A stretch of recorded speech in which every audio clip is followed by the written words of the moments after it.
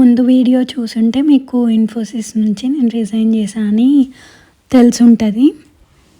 దానికి రీజన్ ఏంటి అంటే నాకు ఇటలీ వీసా వచ్చింది. అండ్ వీసా నేను మార్నింగ్ రిసీవ్ చేసుకున్నాను. ఈవినింగ్ ఫ్లైట్ బుక్ చేసుకొని ఇటలీ స్టార్ట్ అయ్యాను. ఇతిహాద్ ఎయిర్లైన్స్ బుక్ చేసుకున్నాను. మా పేరెంట్స్ సెండ్ ఆఫ్ చేయడానికి వచ్చారు. ఇది మరీ అంత టిపికల్ ఏం కాదు.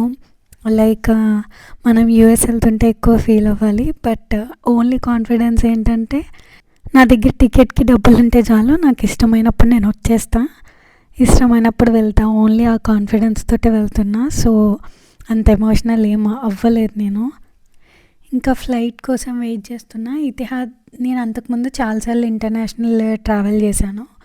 బట్ ఇతిహాద్ ఎయిర్లైన్స్ ఇదే ఫస్ట్ టైమ్.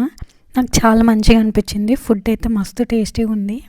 మటన్ బిర్యానీ పెట్టారు, ఎక్సలెంట్. నెక్స్ట్ టైం నేను ఎప్పుడైనా ట్రావెల్ చేస్తే మళ్ళీ ఇతిహాద్ ఎయిర్లైన్సే బుక్ చేసుకుంటా, అట్లీస్ట్ ఫర్ ఫుడ్. అంత మంచిగా ఉంది ఫుడ్ అయితే. మెనూ వచ్చేసి first mutton biryani, rasmalai, sprouts and bun ఇచ్చారు. అసలు ప్రతి ఒక్కటి మస్తు టేస్టీగా ఉన్నాయి. రియల్లీ వర్త్ అనిపించింది నాకు. ఇంకెవరైనా ఉన్నారా ఇతిహాద్ ఎయిర్లైన్స్ ఫ్యాన్స్? టోటల్గా 16 hours జర్నీ. ఒక ప్లేస్లో లే ఓవర్ ఉంది, రోమ్లో లే ఓవర్ ఉంది నాకు. నేను వెళ్ళాల్సింది Messina. So Catania airport last airport. అక్కడ నుంచి మళ్ళీ బస్ తీసుకోవాలి. జస్ట్ ఒక మ్యాజికల్ వరల్డ్లోకి ఎంటర్ అయిన ఫీలింగ్ వచ్చింది నాకు.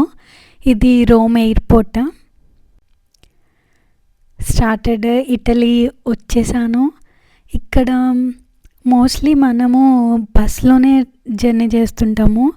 ఇది నా ఫస్ట్ ఇటలీ బస్ ట్రిప్ అనుకోవచ్చు. ఇంకా ఇటలీ మొత్తం ఎక్స్ప్లోర్ చేయలేదు, కానీ నాకు మెసీనా సూపర్ బ్యూటిఫుల్ అనిపించింది. ఎవ్రీ ప్లేస్ ఇలా ముందుకెళ్తూ ఉంటే దాని బ్యూటీ కనిపిస్తూ ఉంది. ప్రతి చోటు లైక్ సీ తోటి ట్రాన్స్పరెంట్ వాటర్ ఎవ్రీవేర్. స్టార్టింగ్ కాబట్టి ఇంకా చాలా ఎగ్జైట్మెంట్ తోటి మొత్తం వీడియోస్ క్యాప్చర్ చేశాను. ఇలా మనకి ఏటీఎం బస్సెస్ అని ఉంటాయి, అక్కడ మనకి బస్ స్టాప్ అన్నట్టు. అక్కడ వెళ్తే మనకి బస్సెస్ దొరుకుతాయి. స్కాన్ చేస్తే బస్సెస్ ఏ టైంకి వస్తాయని తెలుస్తుంది. ఈరోజు నేను ఇటలీ వచ్చి సెకండ్ డే. నేను నా ఫ్రెండ్ కలిసి, నా రూమ్మేట్ కలిసి ఎక్స్ప్లోర్ చేస్తున్నాము అట్లా వాక్ చేస్తూ. యాక్చువల్గా మనకి స్కాలర్షిప్ కావాలంటే చాలా డాక్యుమెంటేషన్ ఉండిద్ది. అదంతా ఫస్ట్ డే అంతా కంప్లీట్ చేసుకున్నాను. సో సెకండ్ డే అలా ఎక్స్ప్లోర్ చేస్తున్నా.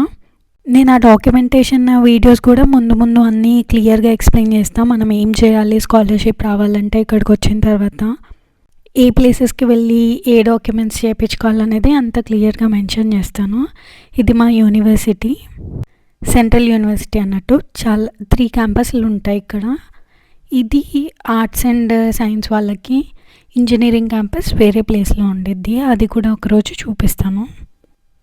మనం ఎక్కడ ఉన్నానే first day first experience, first look అదంతా స్పెషల్ కదా.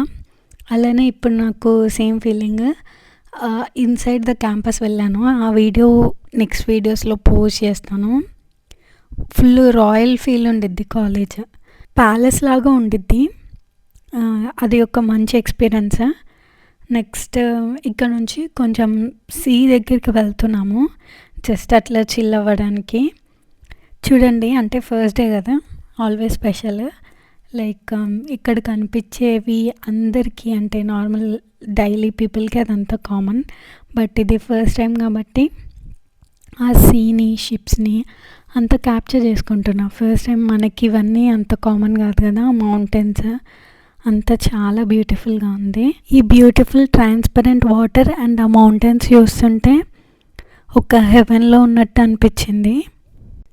ఇంకా కమింగ్ వీడియోస్లో అన్నీ వీసా రిలేటెడ్ ప్రాసెస్, ఇంకా ఇక్కడికి వచ్చిన తర్వాత స్కాలర్షిప్ కోసం మనం ఏం చేయాలి, ఇక్కడ లైఫ్ ఎలా ఉండిద్ది, లైఫ్ స్టైల్ ఎలా ఉండిద్ది అనే వ్లాగ్స్ చూస్తారు.